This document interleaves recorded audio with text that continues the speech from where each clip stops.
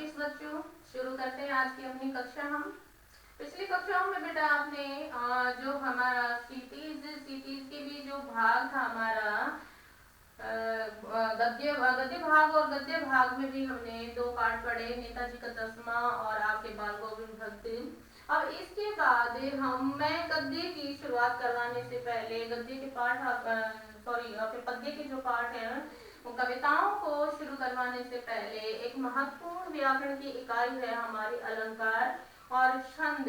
उन दोनों को ही चाहूंगी पहले आपके सामने स्पष्ट करें ताकि फिर आगे बढ़े, क्योंकि जब हमें कविताओं का अध्ययन करेंगे, उनको पढ़ेंगे तो बार बार बेटा अलंकारों की आवश्यकता होती है, उनको पहचानने की जरूरत पड़ती है। तो जब तक हमारा अलंकार का जो टॉपिक है, इकाई है, वो हमें स्पष्ट नहीं होगा अलंकार विषय, तब तक हमें कविताओं में उतना आसानी से सहज रूप से आगे नहीं बढ़ पाएंगे। और आपकी दो कविताएं, दो कवि हैं वो छंदोबद्ध भी है, तीन कवि हैं आपके, सूरदास जी हैं, तुलसीदास जी हैं, देव हैं, तो वहां हमें छंदों की भी आवश्यकता होगी। तो पहले हम इनको स्पष्ट करेंगे, इनको समझेंगे, उसके बाद हम क्या है अपने पद्य खंड की तरफ बढ़ेंगे। तो आज का हमारा जो विषय बेटा जिसका हम अध्ययन करेंगे, जिसके बारे में हम जानेंगे, वो है अलंकार।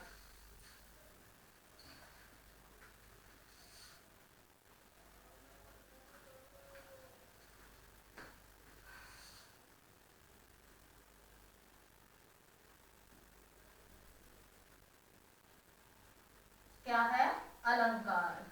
अब अलंकार की शुरुआत करें बेटा, तो जो अलंकार है उनका पूरा एक काव्य शास्त्र में जो इनके प्रवर्तक है अलंकार संप्रदाय के, तो जो दंडी है, आचार्य दंडी है, संस्कृत के महान आचार्य हुए हैं दंडी जी, उन्होंने काव्य शास्त्र में अलंकार जो संप्रदाय है उसकी स्थापना की। आचार्य दंडी हमारे संस्कृत के आचार्य।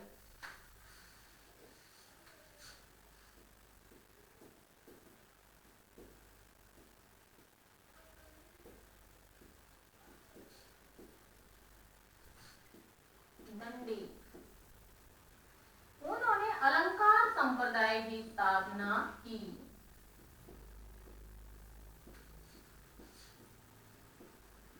या क्या कह सकते हैं, अलंकार संप्रदाय के प्रवर्तक या स्थापना करने वाले कौन है, आचार्य दंडी।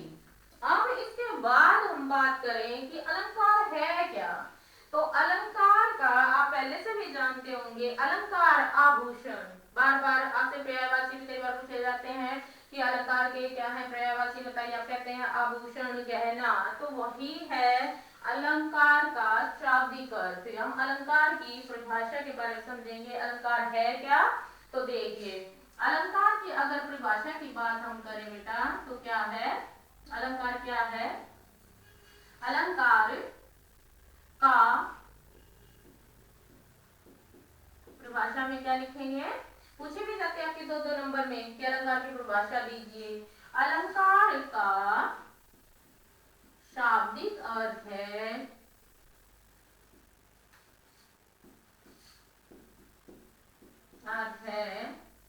आभूषण, आभूषण या गहना। शाब्दिक अर्थ है आभूषण या गहना, कि गहना या आभूषण कहते हैं शब्दों में जो इसका अर्थ होगा, शाब्दिक अर्थ वो क्या है आपका, अलंकार का शाब्दिक अर्थ है आभूषण या गहना। अब इसकी परिभाषा की अगर बात करें हमें, तो परिभाषा में क्या करेंगे बेटा, अब इसको कैसे जोड़ा जाता है कि जिस काव्य कविता में अलंकार क्या है, कविता में अलंकार का कार्य क्या है। अगर देखे जाए तो बेटा इसकी परिभाषा जो हम लिखते हैं वो क्या लिखते हैं, जिस प्रकार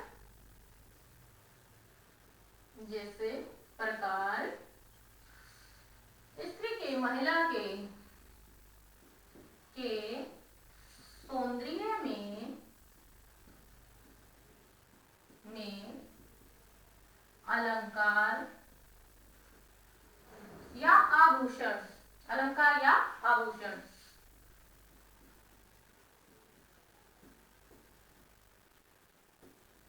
सौंदर्य में अलंकार या आभूषण वृद्धि करते हैं,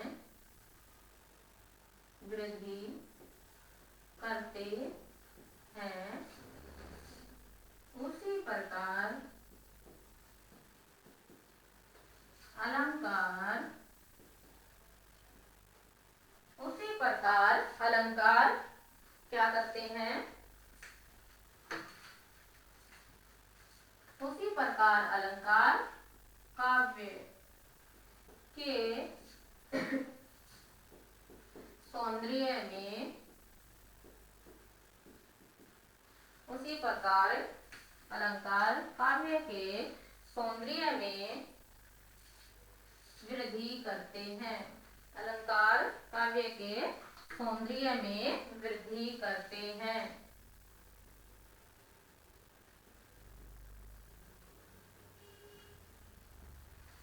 ये है बेटा अलंकार की परिभाषा कि अलंकार है क्या। तो पहले हम बताएंगे अलंकार का शाब्दिक अर्थ, उसके बाद हम क्या बताएंगे कि अलंकार की परिभाषा क्या है। अगर शाब्दिक अर्थ की बात की जाए तो अलंकार का हमने क्या देखा कि आभूषण या गहना, और उसके बाद देखते हैं उसकी परिभाषा में कि अलंकार का अर्थ आभूषण और गहना है कि जिस प्रकार जो महिला होती है उसके सौंदर्य में वृद्धि करते हैं आभूषण या गहने, उसी प्रकार जो काव्य है हमारा, जो कविताएं है हमारी, उनके सौंदर्य में वृद्धि करते हैं कौन, अलंकार।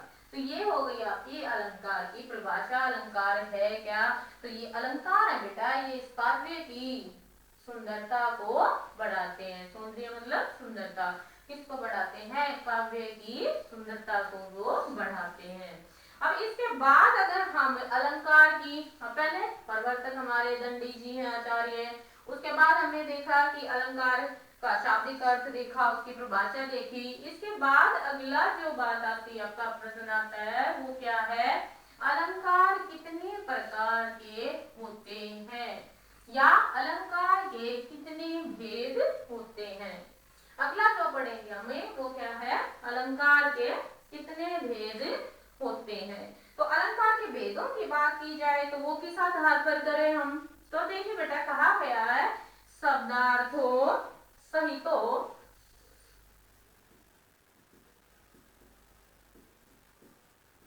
शब्दार्थों सहितो,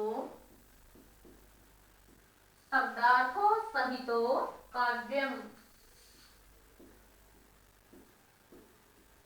शब्दार्थों सहितो काव्यम कि क्या है अर्थात कहने का भाव बेटा, शब्द और अर्थ, शब्दार्थों शब्द और अर्थ सहित माने साथ है काव्यम, अर्थात शब्द और, अर्थात शब्द और अर्थ, शब्द और अर्थ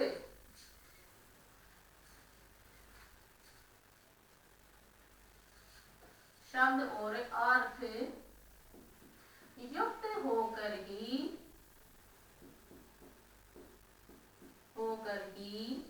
क्या होता है आपका, काव्य संपन्न होता है, काव्य संपन्न होता है।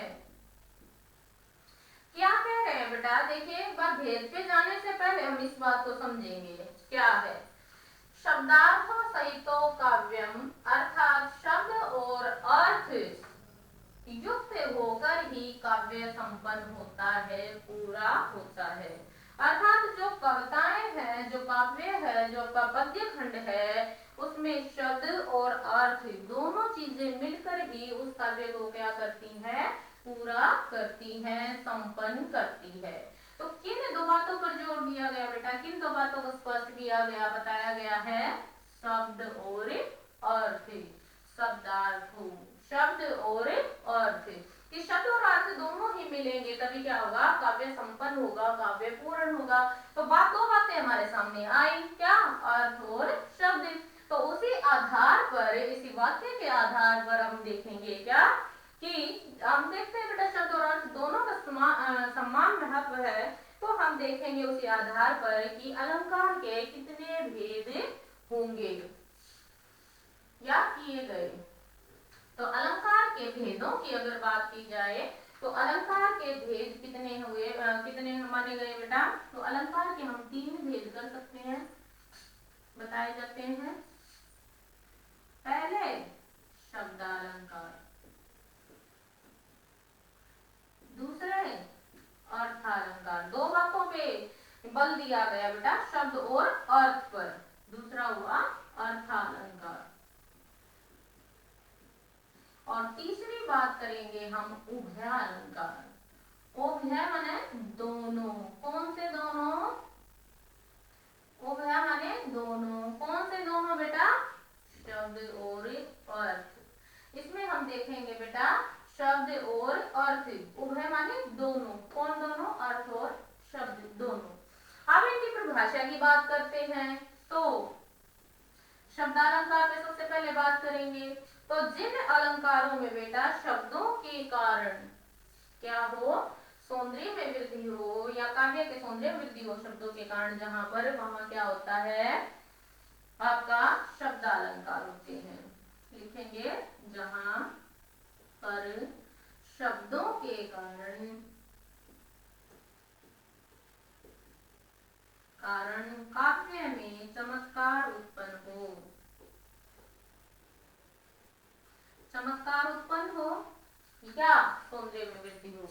चमत्कार उत्पन्न हो या सौंदर्य में वृद्धि हो। काव्य में चमत्कार उत्पन्न हो अथवा काव्य अथवा शब्दों के कारण जहां काव्य सौंदर्य में वृद्धि हो। काव्य के सौंदर्य में वृद्धि हो।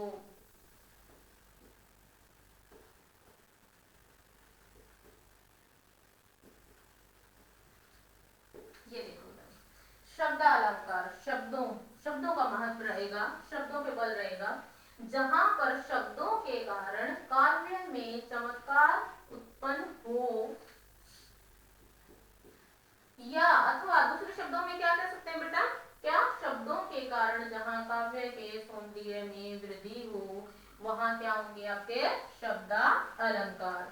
उसके बाद अगर बात करें हम अर्थालंकार की, तो अर्थालंकार में क्या होगा उसे स्पष्ट है आपके नाम से ही। तो अर्थालंकार में क्या है बेटा? जहां परिभाषा लिखेंगे, जहां अर्थ के कारण काव्य की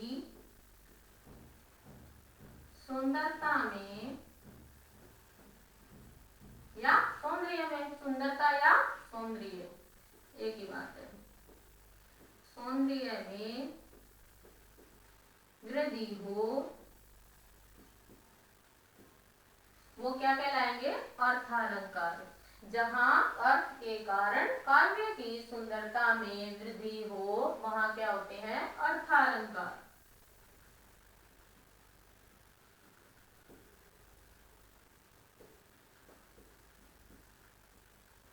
अब अगला बात की जाए उभय। उभय का अर्थ ही हमने देखा, उभय माने दोनों। कौन दोनों? शब्द और अर्थ। तो इसकी परिभाषा में क्या कहेंगे हम? जहां शब्द और अर्थ दोनों के कारण काव्य की सुंदरता में वृद्धि हो। वृद्धि मतलब बेटा बढ़ोतरी हो, बढ़े, सुंदरता बढ़े। तो यहाँ पर हमने भेद देखे कि अलंकार के भेद कौन से हैं। तो अलंकार के भेद,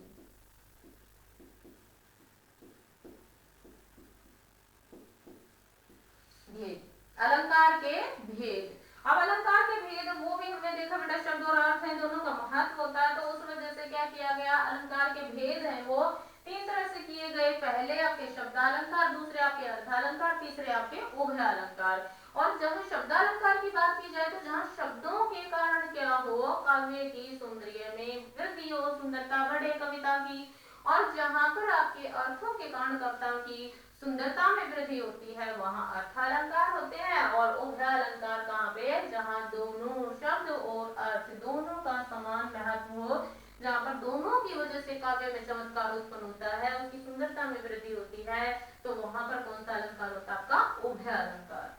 अगर बात की जाए तो बेटा शब्दालंकार में हम कौन कौन से अलंकारों को रख सकते हैं, तो कौन कौन से हैं, अनुप्रास, यमक, यहाँ पे बेटा रखेंगे जैसे यमक, अनुप्रास,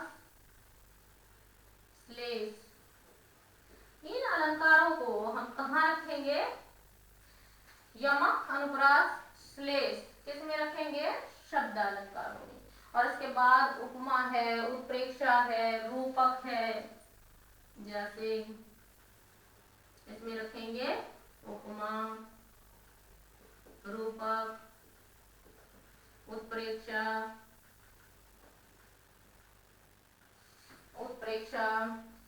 पुनरोक्ति, मानवीकरण।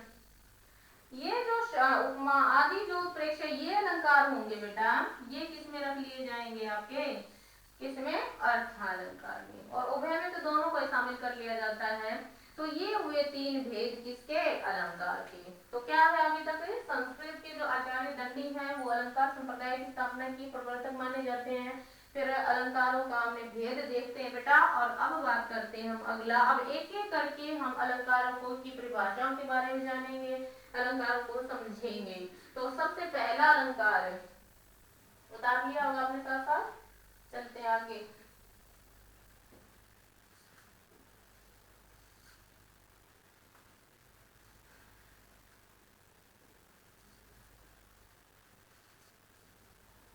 काव्य खंड को पढ़ने से पहले, पद्य खंड को पढ़ने से पहले बहुत जरूरी है आपका अलंकारों को समझना। देखिए फिर आप अगला उसके साथ आगे काव्य पढ़ेंगे तो साथ साथ और ज्यादा स्पष्ट होता जाएगा जो प्रयोग करेंगे उसमें।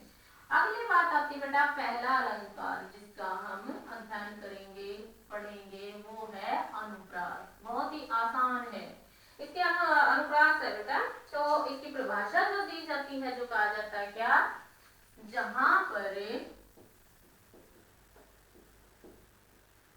निश्चित बेटा निश्चित स्थान पर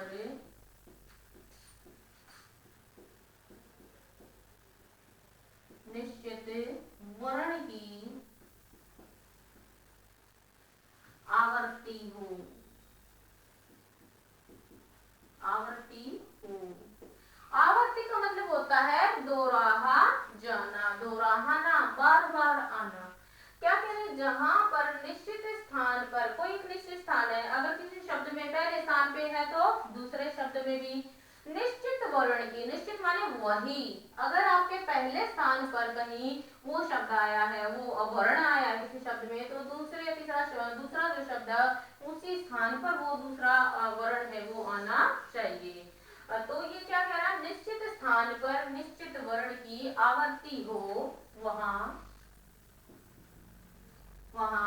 अनुप्रास अलंकार होता है, अनुप्रास अलंकार होता है।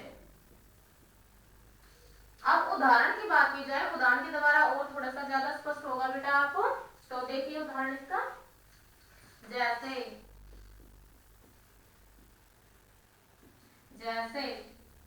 चारु चंद्र की, चारु चंद्र की ऐसे लिख सकते हैं, या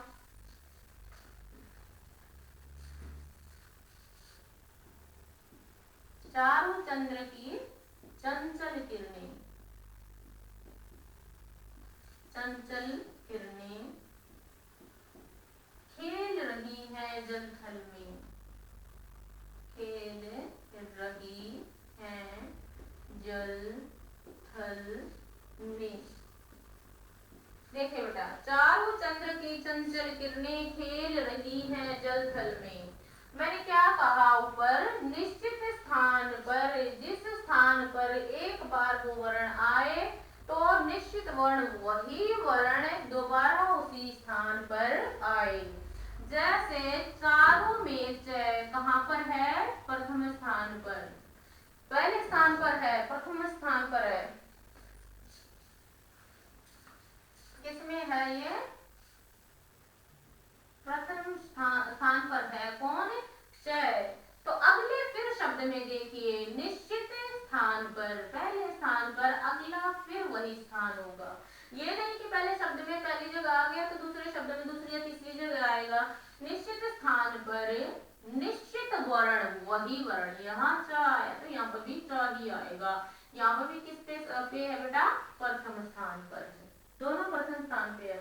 निश्चित वर्ण वही वर्ण उसी स्थान पर आए, कहने का भाव क्या है, वही वर्ण वही अक्षर है, अगले उसमें शब्द में भी वो उसी स्थान पर आना चाहिए।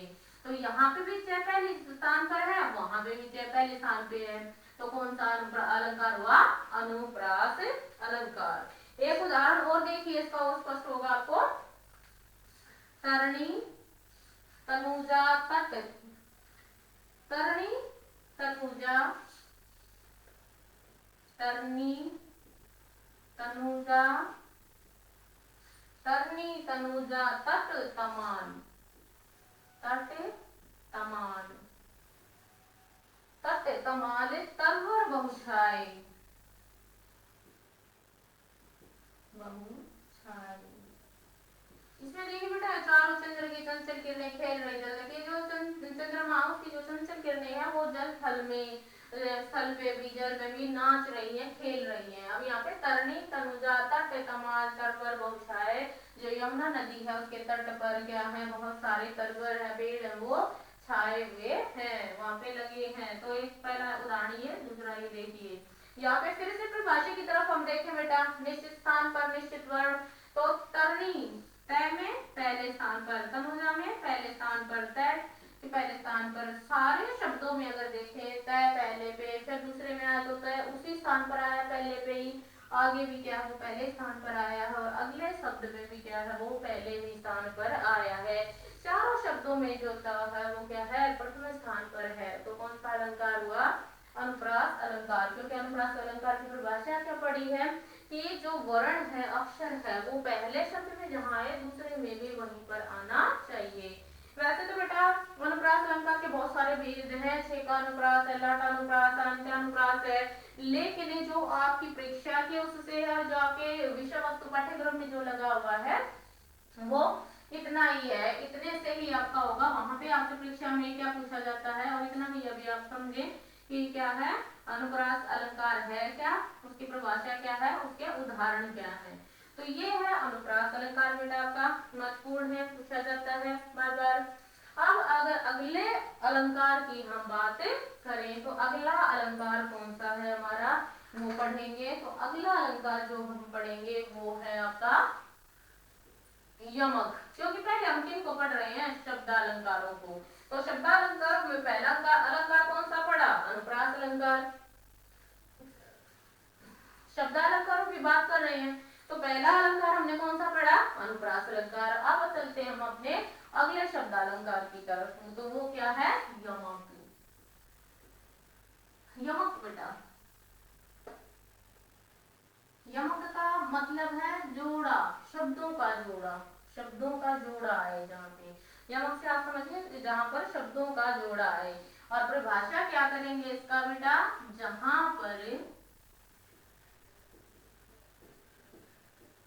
एक शब्द अथवा शब्दांश, ये कोई शब्द हो या शब्द का अंश हो, शब्दांश, जहां एक शब्द अथवा शब्दांश एक से अधिक बार आए, एक से अधिक बार आए। क्या क्या बेटा, परंतु, आगे फिर देखिए, परंतु अर्थ भिन्न निकले, परंतु अर्थ भिन्न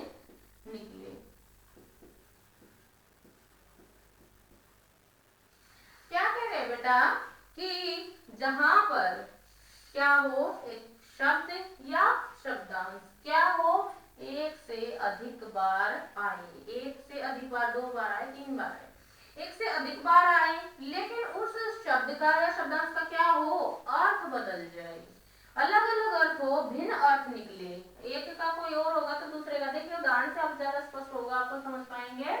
जैसे इसका उदाहरण देखिए बेटा, जैसे कनक, कनक ते 100 गुनी मादकता अधिकाई, कनक कनक से 100 गुनी मादकता अधिकाई।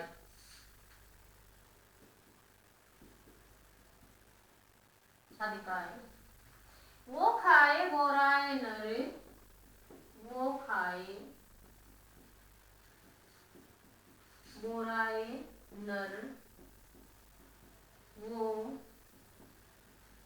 पाए बोराए, या वो पाए बोराए, आप वो पाए बोराए भी लिख सकते हैं या पाए बोराए, वो पाए बोराए। कि देखिए बेटा यहाँ पे जहां पर एक शब्द अथवा शब्दांश एक से अधिक बार, एक से अधिक बार, या ये कह सकते हैं जहां जोड़े में शब्द आते हैं, यमक का अर्थ जोड़ा भी होता है, जोड़े में शब्द आए बेटा, एक से अधिक बार आए लेकिन अर्थ भिन्न निकले, तो यहाँ पर कहाँ जोड़े में शब्द आया आपका, ये देखिए कनक, कनक, एक से अधिक बार आया ये शब्द, एक बार आया कनक, दूसरी बार आया कनक, लेकिन आगे परिभाषा में क्या कह रहा है, एक से अधिक बार भी आए परंतु अर्थ भिन्न निकले। अर्थ भिन्न निकलने का अर्थ क्या है, उसका अर्थ है वो उस शब्द का अलग अलग हो, अलग अलग निकले। यहाँ पे देखिए अब क्या कह रहा है, कनक कनकते 100 गुनी मादकता अधिकाई, कि कनक से, एक कनक का यहाँ अर्थ लगेगा बेटा सोना, और एक का कनक का अर्थ लगेगा धतूरा, या कनक को गेहूं भी कहते हैं, गेहूं भी। कि कनक जो सोना है उसकी मादकता तो 100 गुनी हो जाती है, क्या, वो खाए बोराए, किसके खाने से बेटा, और धतूरा, कि सोना और धतूरा है उसकी जो मादकता है, वो जो मादकता, जो मदोसी जो नशा है वो क्या हो जाता है, 100 गुना हो जाता है। और उसमें भी क्या कह रहे हैं, 100 गुना हो जाता है, तो वो खाए बोराए, क्या खाने से बेटा, सोना तो खाया नहीं जाएगा, धतूरा या गेहूं, धतूरे के खाने से, बोराना होता है पागल होना, बोराना मतलब पागल होना, नर माने मनुष्य, कि मनुष्य है वो धतूरे के खाने से क्या हो जाता है, पागल हो जाता है, वो पाए बोराए, पाए माने पाना, किसके पाने से, सोने के पाने से, कि व्यक्ति है वो एक के खाने से बोरा जाता है, पागल हो जाता है धतूरे के खाने से, और दूसरी तरफ जो सोना है, सोने के पाने से भी पागल हो जाता है, उसकी तो 100 गुनी मादकता है वो बढ़ती है। तो यहाँ पर जो कह रहा है बेटा कि शब्द एक से अधिक बार आए, अर्थ अलग अलग निकले, तो यहाँ कनक है एक से अधिक बार आया, 2 बार आया, और दोनों में भी अर्थ है वो भिन्न भिन्न निकल रहा है, तो कौन सा अलंकार हुआ आपका, यमक अलंकार। स्पष्ट। और एक छोटा सा उदाहरण एक और देखिए, और स्पष्ट हो जाएगा आपको बेटा, काली घटा का घमंड घटा, काली घटा का घमंड घटा, घमंड अभिमान, काली, काली घटा, अब घटा माने मेघ से, घटा का अर्थ एक है मेघ, और एक घटा का अर्थ बेटा कम होना, कम होना, कि क्या है, काली घटा का, काले जो मेघ है, जो बादल है, घटा जो छा गई है, घमंड घटा, उसका अभिमान घटा, कम हो गया। देखने में क्या लग रहा है, एक जैसे शब्द लग रहे हैं, यहाँ घटा यहाँ घटा, लेकिन अर्थ क्या है, भिन्न भिन्न दे रही है, अलग अलग दे रही है, कि जो काली घटा है, जो काले बादल है, उनका घमंड है वो कम हो गया, तो यहाँ पर घटा कम होना, घटा मेघ, तो क्या होगा आपका, कौन सा अलंकार होगा, यमक है। शब्द एक से अधिक बार आए और भिन्न निकले, इससे मिलता मिलता है आपका पुनरुक्ति प्रकाश अलंकार। हालांकि 10वीं के आपके पाठ्यक्रम में नहीं है, करवाऊंगी मैं। तो पुनरुक्ति भी ऐसे ही है बेटा, वहां पे भी एक से अधिक बार शब्दों का प्रयोग होता है, लेकिन वहां पे अर्थ भिन्न नहीं निकलता, अर्थ एक जैसा रहता है। वो पुनरुक्ति करेंगे तब देखेंगे। अभी आप यहाँ पे यमक समझिए कि आपका जो शब्द है एक से अधिक बार प्रयोग होंगे, लेकिन उन शब्दों का अर्थ है वो अलग अलग निकलेगा। तो कौन सा अलंकार होगा आपका? यमक अलंकार। अब देखते हैं अगला अपना अलंकार।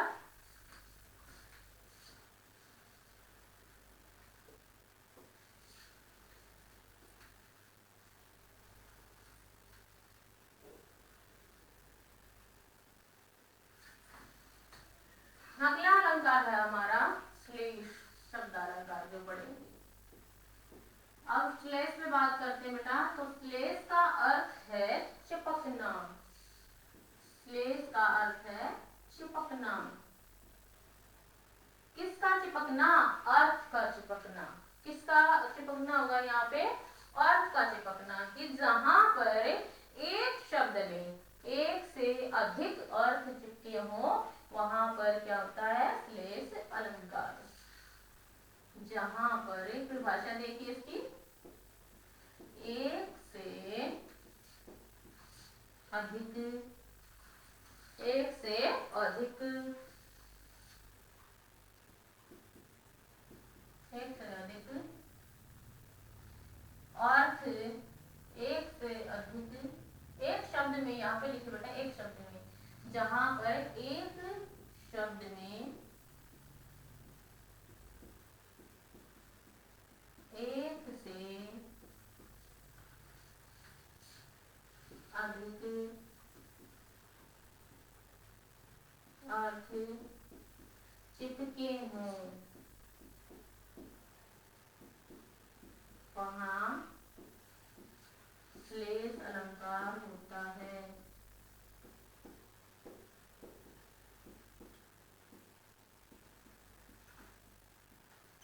जहां पर बेटा एक से अधिक अर्थ चिपके हों, किसमें? एक ही शब्द में। कोई एक शब्द होगा उसमें ही एक से अधिक अर्थ निकलेंगे उसके, तो वहां पर कौन सा होगा आपका?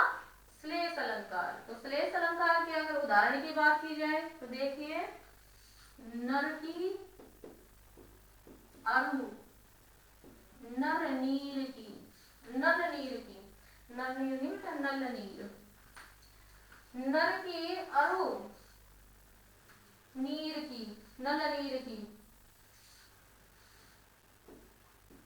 नल नीर की एको गति होवे क्या? जैतो एक गति, एक कर जोए, एक के एको की, नर की एक गति जोए,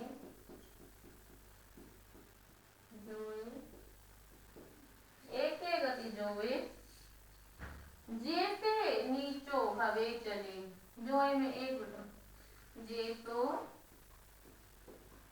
नीचो हवे चले,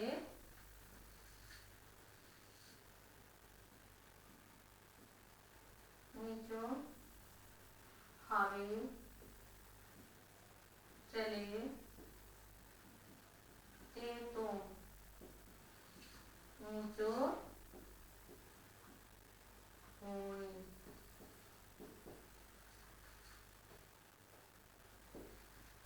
जे तो नीचे हवे चले, ते तो ऊंचो होय। क्या कह रहे बेटा? नर की अरु नल नीर की, नर माने मनुष्य की, और नल नीर मनुष्य, और जो नल का नीर होता है, जल होता है, उसकी एक जैसी गति होती है। गति का अर्थ है यहाँ अवस्था। मनुष्य की और नल का जो नीर होता है, जल होता है, उन दोनों की एक जैसी अवस्था होती है। कैसे एक जैसी अवस्था होती है? जे तो नीचे हवे चले, ते तो ऊंचे होए। ये दोनों ही जितना नीचे झुक कर चलेंगे उतने ही ऊंचे उठेंगे।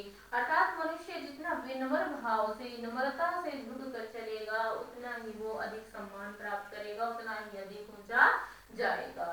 तो यहाँ पर अगर करें बेटा तो यहाँ भाव के हिसाब से जो इसमें भाव छिपा हुआ है वो दोनों का क्या है?